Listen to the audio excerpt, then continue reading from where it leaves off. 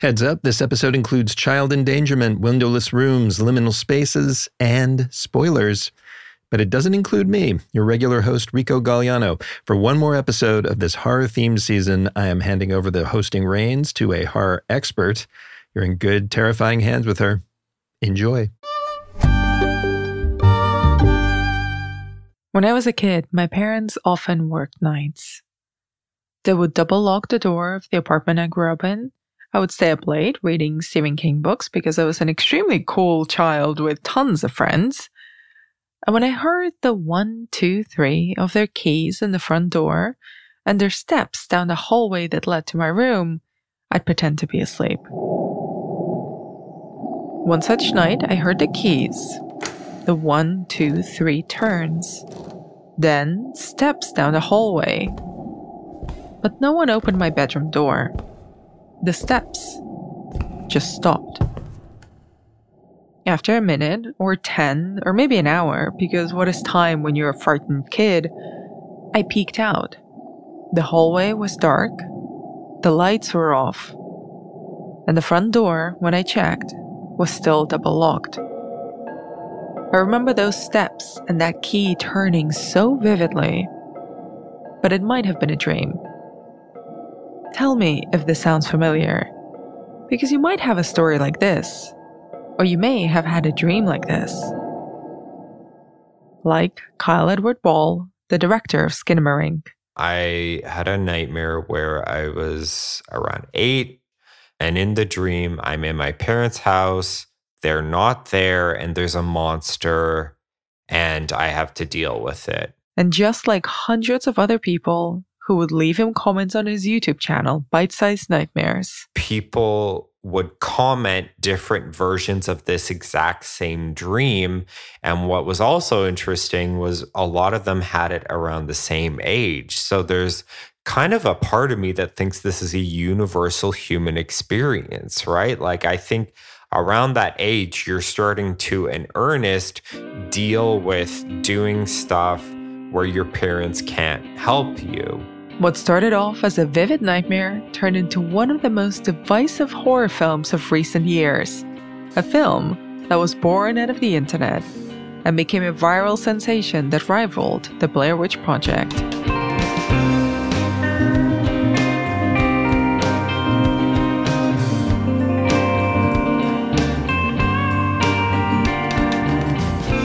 Welcome back to the MUBI podcast.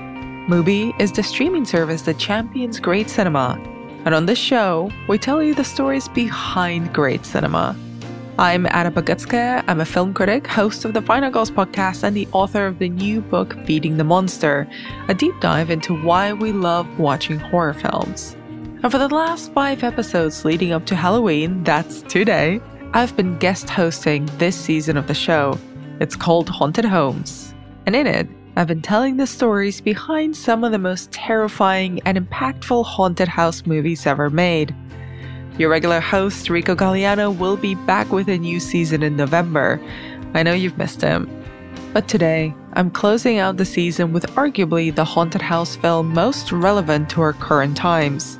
I spoke to Skinamarink director Kyle Edward Ball and Dread Central's editor-in-chief and internet horror expert MaryBeth McAndrews about how this experimental Canadian horror flick managed to throw the entire internet off balance, and in the process, brought the haunted house movie into the internet age.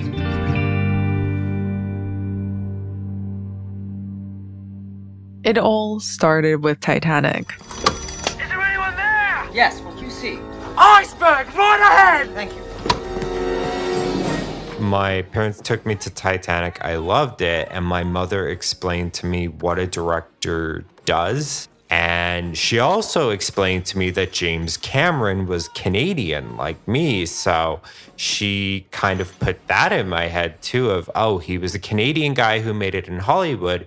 And you can do that too if you want. Kyle's parents also showed him great horror films, along with Canadian kids' horror classics like Goosebumps and You're Afraid of the Dark.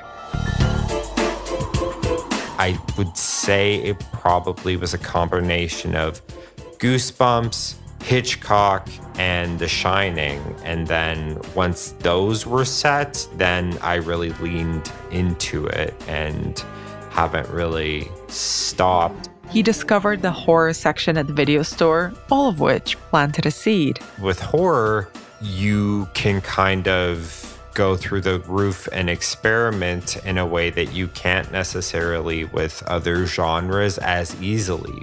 You can always kind of reinvent the wheel, both as a viewer and as a creator or filmmaker. After he finished film school, Kyle was working in a video store. It was a stable income, but not the career he was dreaming of. The year was 2014. Horror was entering its elevated era.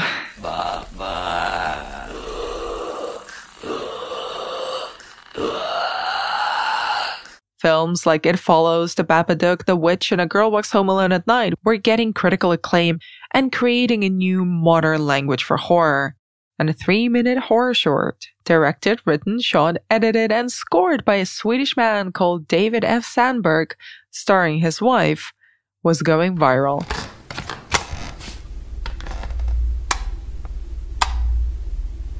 At this point, listener, I'd encourage you to pause this, go watch Lights Out, and resist the urge to block me after you've screamed.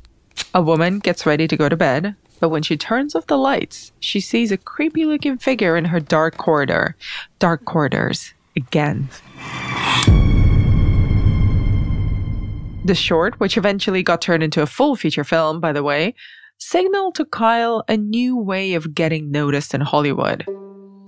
After that, there was kind of an explosion of viral horror shorts, right? Like that's your way in. Do a viral horror short, easy, right? And I'd written down a script for an idea of a viral horror short I had. I filmed it, I edited it, it was terrible. I had posted it to a YouTube channel. No one liked it. I didn't like it. The people who were in it didn't like it. My friends and family pretended to like it. It was terrible. And the reason it didn't work was because I had made something that I thought others would like instead of something that I wanted to make. The failure of this short was depressing. So after that, I figured, okay, let's try one more thing.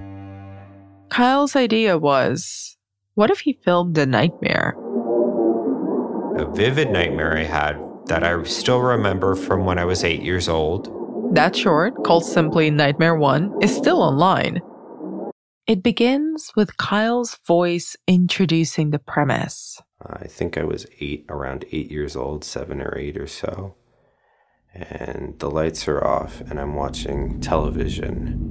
Before fading in on the static on an old-timey television set in the living room. He films the stairs, the door, and the figure.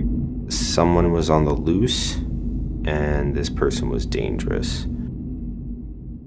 I remember filming that, putting it on YouTube, and I remember explicitly, too, I sent it to my friends and family.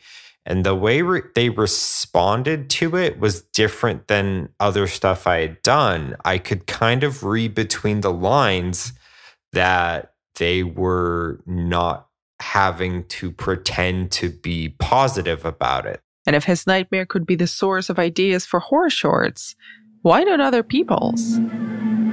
And so from there, people started to comment nightmares they've had. And I had a lot of fun having my own little sandbox of recreating them.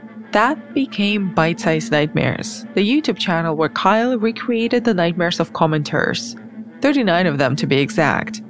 And as he was doing it, he was finding his style. I started to kind of in so many ways go back to my feelings of when I discovered experimental cinema. So Maya Deren and Stan Brakhage and underground cinema and kind of my early feelings of, oh, when I grow up, I'm going to be Kenneth Anger. I'm going to be spooky John Waters, right? And after doing that for a couple years, I figured, okay, I've played in the sandbox enough. It's time to go kind of do it. It was time to make a film. Originally, the decision was to jump from, okay, so I want to do a feature. I don't know if I should jump into that. Let's do an in-between. Make a proof of concept short. That became the 30-minute film titled Heck, with the simple yet chilling logline. A little kid wakes up in the middle of the night to the sound of his mom's television blaring. The film, again still available online, and which you should watch with headphones on for maximum spookiness, jumps through time. It counts down the time that passes in ominous subtitles on the screen. 1 sleep, 5 sleeps, 56 sleeps, 314 sleeps, and so on. A big thing for me was I wanted to do something that was kind of its own thing. I wanted to do something that, if I never get a feature done, I can be at least proud of this, right? Heck is not Skinamarink, and Skinamarink is not Heck. But the short film, which played at a single film festival in 2020, unquestionably holds the DNA of the film that would truly launch Kyle's filmmaking career. After the YouTube videos and the proof of concept short, it was time for Skinamarink to emerge. Once again, Kyle asked the internet for help. Through a crowdfunding campaign, his team raised about 8,500 Canadian dollars of the film's 15,000 Canadian dollar budget, and they filmed in Kyle's parents' house in Edmonton. The house I grew up in, that also my parents still live in. This was a practical and an emotional decision. I have access to this location. It's a good location. When I'm writing it, I don't need to think about the floor plan. I have the floor plan like the back of my hand. I have emotions and feelings attached to different parts of the house. And also, my parents are amicable to me doing this. With a small budget and a tiny team, they had to get creative. Big portions of the film were lit by an old television set. And what did that meager budget actually produce? Well, how to describe Skinamarink without getting too esoteric? I'll pass this one to MaryBeth McAndrews, editor-in-chief of horror site Dread Central. To describe Skinamarink is really difficult, but I think the first word for me is hellish. It's a liminal nightmare that plucks at some kind of subconscious fear that's really hard to pinpoint, but when you watched it, you understand that fear. Skinamarink starts with 2 children, 4-year-old Kevin and 6-year-old Kaylee. Kevin sleepwalks and has some sort of accident. His parents take him to the hospital and bring him back, and after that, they disappear. We don't really see parents at all. This is really like the Lost Boys. Then the doors start to disappear. Then the windows. After that, the bathroom. You just start feeling like, is my house exist still or is it disappearing? Disembodied voices instruct the children to do terrible things, until Kaylee also disappears, and Kevin is left alone. Or so he thinks. In playing so much with kids' toys, with kids' innocence, with their kind of naivete, it makes this feel so much more upsetting and terrifying. Because again, it taps into that feeling when you were a kid. If you woke up in the middle of the night and you walked down the dark hallway and you don't know what's going on and you're scared to go into your parents' room because it's pitch black, you really are able to transport the viewer into that subconscious headspace of not knowing where you were, but knowing it was you wanted to go to your parents' room and find them for safety. But the problem here is the parents that are there don't have mouths or faces. The aesthetic is very dark and blue. If we want to get like brass tacks bound down to it, it is the color of 3 a.m. When you wake up, you look at your phone, it's 3 o'clock, and it's not quite morning, it's not quite night. And Ball makes this entire house feel that color and feel like that time. And underneath the entire film, a fuzzy soundscape. Like the static of a television someone forgot to turn off. Especially when you wake up at 3 a.m. when you're a kid and you walk into your parents' bedroom and their TV is on, but maybe it's static or it's an old infomercial, and it's the glow of the TV on the ceiling, and it's that blue light, and it's that weird time where everyone's asleep but you're awake, but you're not sure if you are awake. And somehow Kyle captures that experience so perfectly in this movie that it's terrifying, because it feels like such a personal experience, but it's also very universal. I think that's what makes it so scary. It made me think of walking down that dark corridor to check if my parents were really there, or if I was still alone. If you are catching the vibe of Skinamarink, which not everyone does, you really get under your skin about how children are these cosmic pawns in a way. And it's so chilling, but so impressive in terms of what Ball is able to create. Critics of the film said that nothing happens, and they're sort of right. But fans, including myself, were fully drawn into its nightmarish vision. The kids are barely on screen. We don't see them a lot. We just hear their little voices and kind of hear what they're going through, but we don't really see them either. So there's a disconnect even further from them as characters, because you don't really see them. And if you see them, it's the backs of their heads. And if it's their faces, they don't have a face anymore.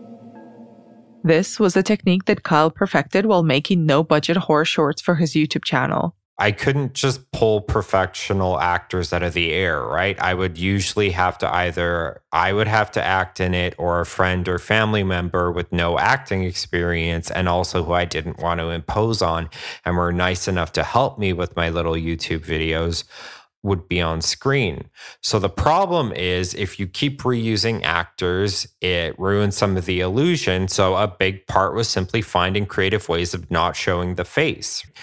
And over time, I had kind of fell in love with that concept. Again, it was coming back to my very naive childhood idea of when my mother told me what a director was, and I thought about all the fame that actors got, and I thought, well, that's not fair. The director should be the star. And because the film is shrouded in both the hazy mystery of what we can actually see on screen and the behind-the-scenes myth, fans have started creating all sorts of explanations for what actually happens in Skinamarink. So my favorite, and the one that I ascribe to, is that there is an entity that has just chosen these kids, and it's just fucking with them and just torturing them. Your father. We get to points in this movie where there's blood and screaming. We don't know exactly what's happening, but something bad is happening to a child, which is such a taboo in media. Children can't get hurt. But then Skinamarink says, but what if 2 children are hurt for an entire film? Other theories include the little boy at the beginning has a concussion, and this is how he has seen the world through his concussed state. But Kyle has refused to answer the theories. I haven't published the script for a couple reasons. The main reason being there's a handful of things in the script that kind of give away the ghost, and I want to keep it secret. Shudder had requested a copy of the script, and I did send it to them, but there's a few lines in the script that I literally redacted and made a note, like redact and put a date, like it was a CIA document or something. I'm so pretentious. But I said, no, that dies with me and the crew. Whatever is happening in the house in Skinamarink is up to you. And that, in my book, makes it more terrifying. Because it allows Kevin and Kaylee's house, which is also Kyle Edward Ball's childhood home, to become your parents' house, the site of your nightmares. This visual and oral nightmare fuzz was highly crafted. That's literally how I wrote it. So they'll be in the script. We are in the living room.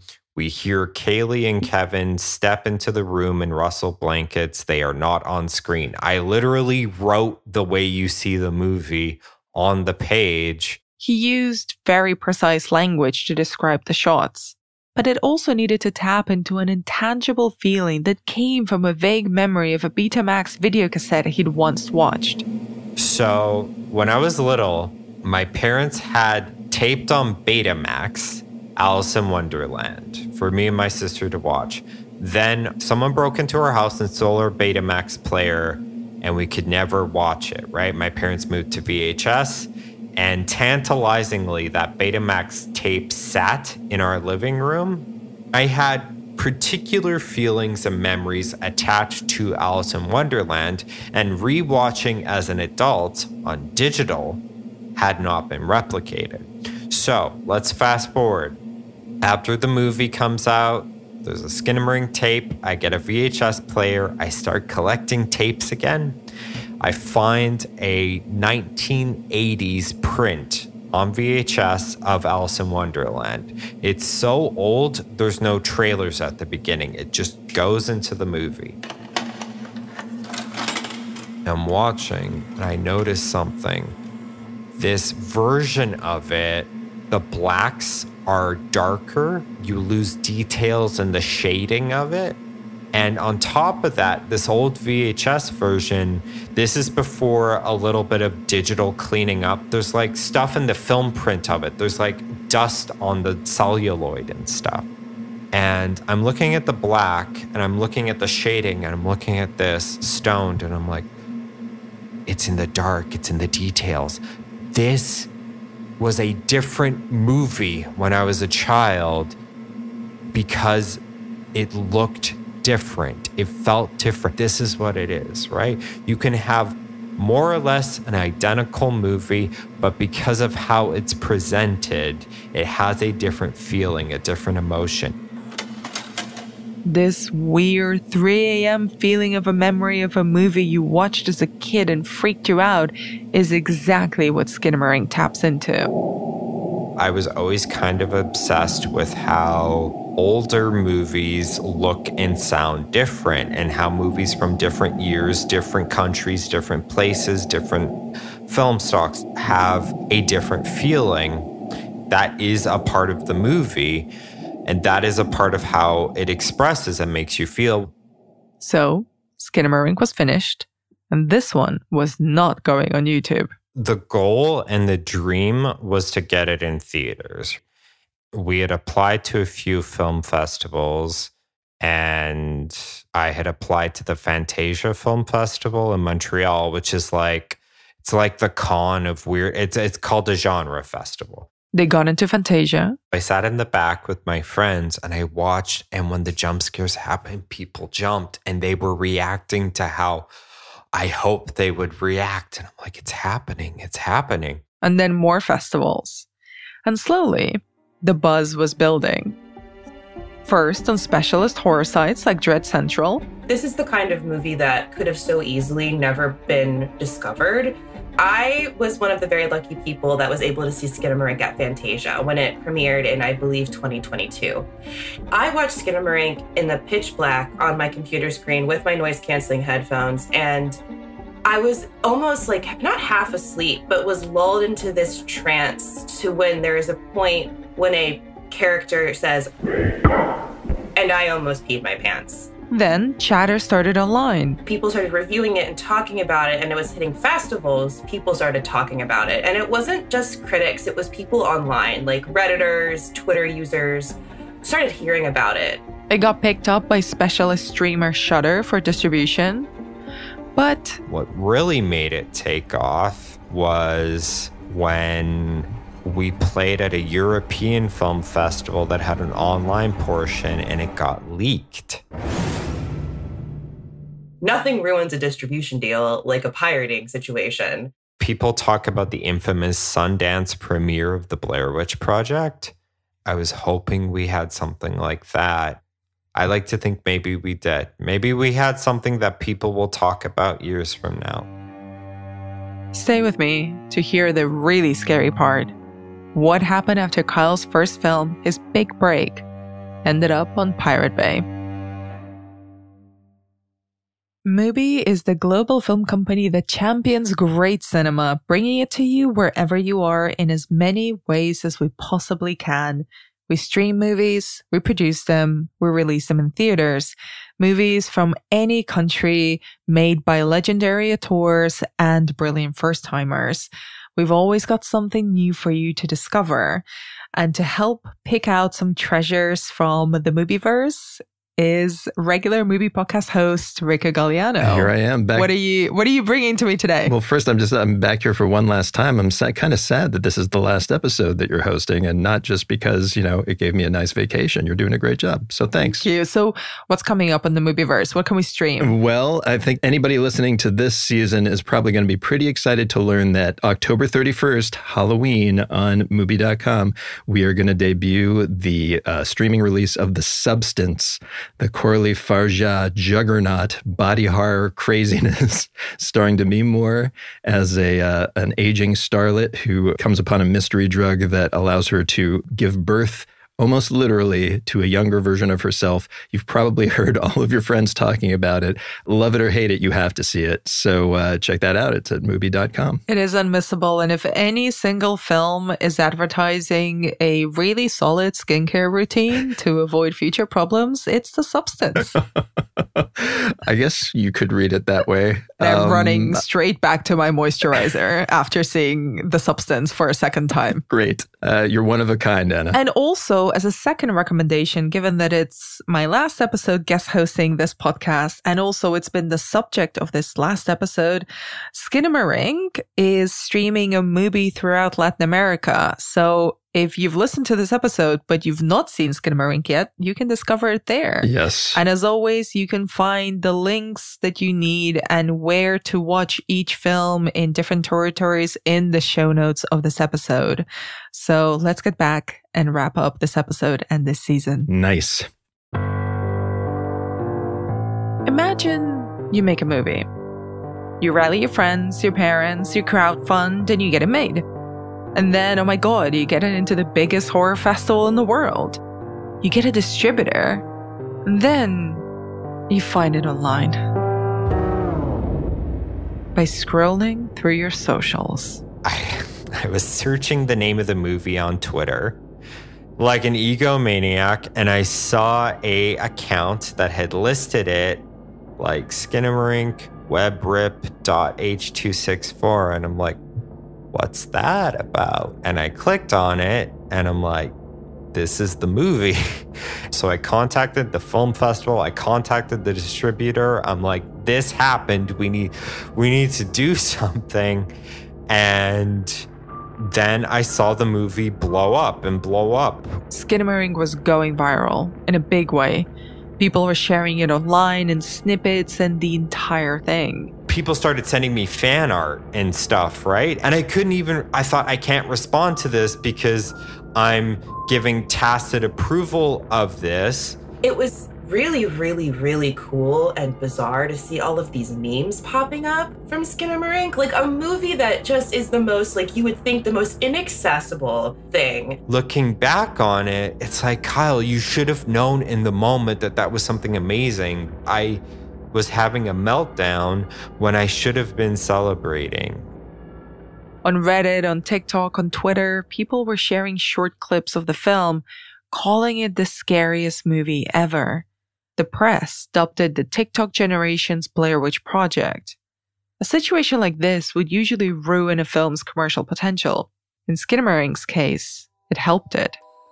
All of a sudden, people were saying how much they love Skinamarink, how they couldn't wait to see it in a theater. And I think that was one of the things that was really interesting for me to see, is seeing users who had pirated the film, but then were saying, I can't wait to see this in a theater if it comes to a theater. And this little film, made for 15,000 Canadian bucks, was released in 800 cinemas. Skinamarink came out in theaters in January of 2023 when there was a planned release already slated for later in that year, but they pushed everything up very fast because of how it leaked. What got us the Shudder deal was Fantasia. It was not the viral leak. Now, with that being said, what maybe got us 800 cinemas on Martin Luther King weekend may have been the viral leak. It grossed almost $1 million that weekend alone. That's over 100 times its budget. We talk about movies like Alien Romulus, Trap, making like tens of millions. But I mean, a little movie like Skinamarink making $1 million at the box office is so crucial to see that people want to watch weird stuff like this, even if it's divisive. this was such an incredible moment for film and for independent horror film and what people want from independent horror film, particularly in the 2020s, really. To me, it speaks so much about what audiences want from the horror genre now. The people who watched the movie and fell in love with it and sent me fan art and made it so much bigger than it was, I have no ill will to them.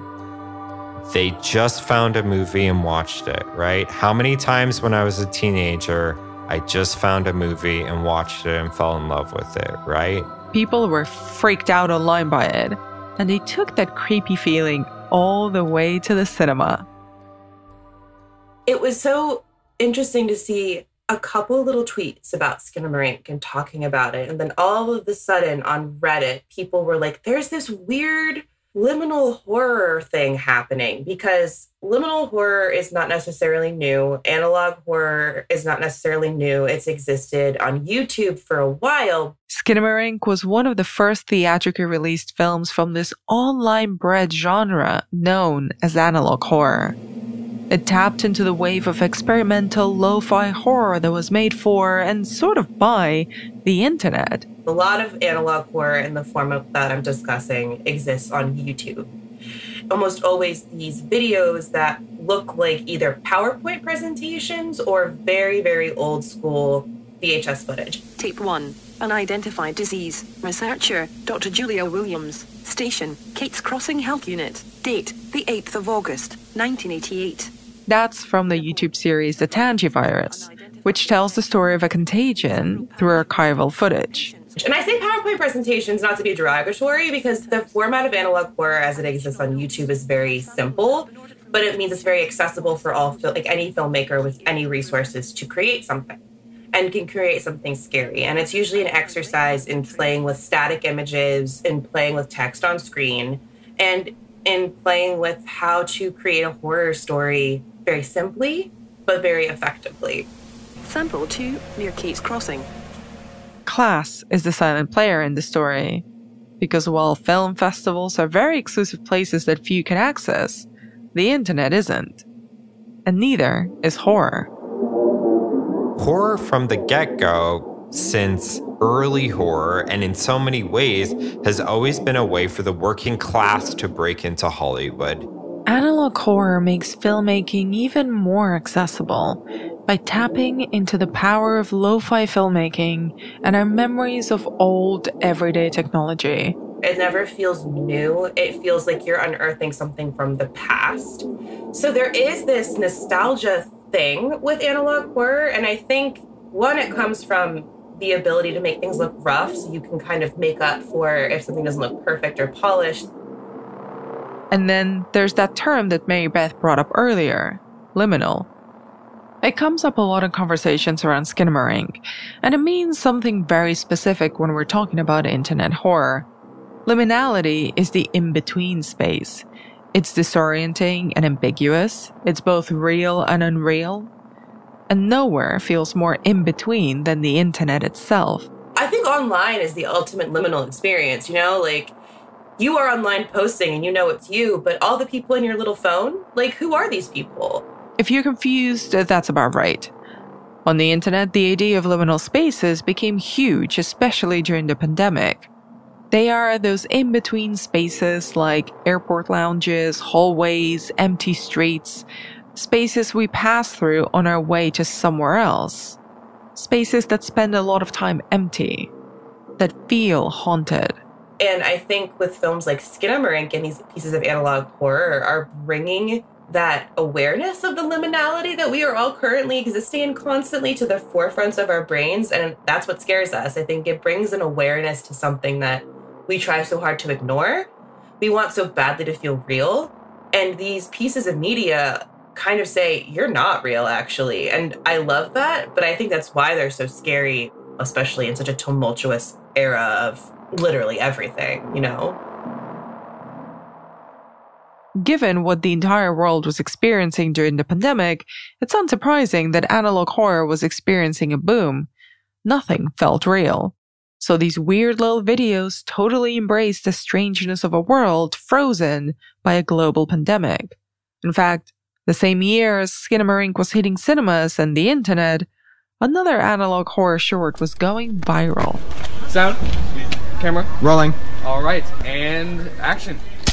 In 2022, a 17-year-old would make a horror short that has been seen 62 million times as of today. Yeah. By the time this episode airs, it will probably have gone up by another couple million. And I was just looking for things to do. I was doing little tests here and there, just sort of... That's Kane Parsons, also known as Kane Pixels, during his first in-person interview ever on the Anthony Padilla podcast. Stumbling around till I found something, and I came across, it was a really simple beginning, really. I just came across one of the backrooms images again. I'm very obsessed with the look and feel of spaces, especially hostile spaces, just ones that feel like they don't really make sense. What Kane did was turn a viral image of a hostile space into a short film. The image is called The Backrooms. It's a JPEG that appeared anonymously on an online forum around 2019. And it's the ultimate liminal space, or at least the most well-known one. You may know this image already, and if you want to ruin your day, I suggest you Google it. It's a picture of an empty office complex, illuminated by a sickly yellow fluorescent light. Something is off. The corridor is never ending. The columns don't quite touch the ground. And even though no one's there, you can't quite be sure. Kane Parsons used this image as a jumping-off point to create his film, also called The Backrooms, eventually expanding it into a whole horror series. For my money, the internet right now is where experimental horror lives and probably will continue to live. The best part of analog horror is getting lost on YouTube and falling into a liminal space of finding it. It just let the liminal gods guide you through the YouTube algorithm to find some weird stuff, because there's so much creativity online of filmmakers, of people who don't even consider themselves filmmakers, but just want to make something weird. That sense of weirdness permeates every frame of Skinamarink, a movie that doesn't need a big effects budget to create a totally unique atmosphere of fear and dread. It doesn't even need to move the camera that much. This isn't about cutting to action, moving the camera, a dynamic camera that follows chaos. This is a static, still, assured, confident camera that just is not afraid to sit and watch. Skinamarink lets you feel the danger and observe the surroundings, and also you get to know the surroundings and know the house, so when something changes, you are very aware of it and you know that something is wrong. It's a movie that creates a new kind of haunted house, one for a world fractured by a global pandemic. We will always be scared of our house being invaded and of something coming to destroy it. But what does that look like and mean in 2022/2023 when this came out? And to me, the suburban house that is not being necessarily attacked by a monster or a ghost, but rather something unknowable, is so speaking to our current time. Speaking of the liminal space we all live in, about like what's going to happen next in this terrifying world where everything seems to be falling apart. It looks like an empty house you can't get out of. That might be haunted, or just maybe it's completely empty, and you're in there alone forever.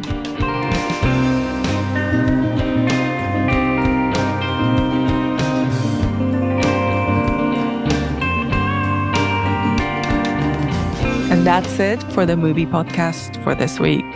In fact, that's it for this series of haunted house stories. It's been my honor to tour you through these bedeviled movie homes. In just a couple of weeks, your regular host, Rico Galliano, will be back with a brand new season of the MUBI podcast. I predict it'll be a huge hit, which is ironic because it's all about total flops. Most films that are hits are kind of calculated to make exactly the amount of money that they make. Not very instructive, not that interesting to write about or to read about. But the ones that are calculated to do a certain number and then pitifully fail, those films really interest me. It's a whole season about really good movies with really bad box office, with guests like legendary cinematographer Roger Deakins, and many more. Follow us so you don't miss it. Until then, this episode of the MUBI Podcast was hosted and written by me, Anna Bogutskaya. Kiera McKenniff is our producer. Christian Coons is our editor.